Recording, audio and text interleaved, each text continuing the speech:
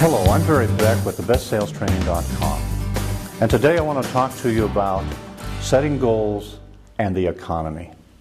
Actually, I want to talk about my friend Fred. Fred was captured on Wake Island, and he served in 2 prison camps in China and 2 prison camps in Japan. And because he was a construction worker for Morrison Knudsen, he was forced into slave labor.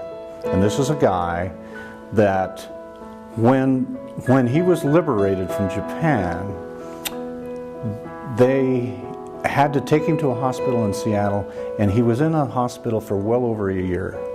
They wrote his mother to inform him that he was back from the war and she should come and see him. She didn't go see him because she had gotten a letter earlier that said that Fred had died on Wake Island, so she didn't want to go see somebody that wasn't her son. Finally, she went to Seattle. She walked into the ward that he was in, and she still didn't recognize him because he was so emaciated from serving in those 4 camps. But I want to talk about, today they talk about a bad economy. Now, serving in 2 camps in China and 2 camps in Japan, Fred had been through a bad economy. And Fred was somebody that was a salesman, and he was extremely successful at what he did. He was driven by goals, and he was driven by this innate ability to work his way through whatever the problem was, because he had been faced with such severe problems. I asked him, I said one day I asked Fred, I said, Fred, how come you survived and others didn't? And he said, well, I always set a goal. He said, every day that I got up, I set myself a goal that I was going to steal something from my captors, the Japanese. Now, he said, some days I was only able to steal a single grain of rice. And he said, if I would have been caught stealing even the grain of rice, I would have been severely beaten, if not killed. And so, by Fred setting a goal for himself every day, he was able to survive the horrendous conditions of the camps. He talked about another fellow in the camp. He said he came in, and the fellow said, Fred, today I had some of my mother's wonderful biscuits. He said she painted them with butter, and the butter was dripping off the sides, and I had some of her homemade strawberry jam. Fred told me that the fellow was dead by morning because he had given up. He hadn't set himself a goal to survive one more day.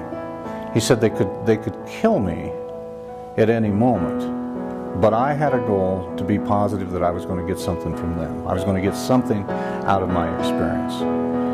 And he took that same attitude after he recovered from the prison camps, and he took it into his sales career, and he was extremely successful. He traveled an enormous territory in the western United States that covered a couple of states, and he controlled a large percentage of the business in that territory. He also had this peculiar habit. When we'd be out, Fred would buy anybody lunch or anybody dinner, and his wife would get terribly distressed at him. In fact, they would actually argue in front of me about him buying dinners or buying lunches. And so I'm traveling with him, and it's just him and I in the automobile. And I asked him, I said, Fred, why do you do that? You know that your wife's going to be mad at you, and she's going to want to argue with you about what you're doing. He looked at me and he said, look, I've been hungry, and no one is going to be hungry around me. And enough said. Absolutely, Fred, I understand. So in that horrendous conditions, Fred taught me that when conditions were bad in our business and in our sales, Fred had already been through a bad economy. So whatever happened down the pipe was nothing compared to what he had been through. And you need to take that same attitude with you that Fred instilled in me and actually left to everybody. Is, yes, we're in a bad economy, but it's what you make of it. I think if you look at TheBestSalesTraining.com, you're going to see some great opportunities. I think you're going to find that you don't have to be hungry. You don't have to be hungry for knowledge. You don't have to be hungry for sales experience. The people at this website do this on a daily basis. These are not theoretical instructors. These are people that actually sell and actually do business. You can watch this as somebody in business, or you can watch this as somebody looking for a business opportunity and find great success at this site. I'm Barry Beck with TheBestSalesTraining.com.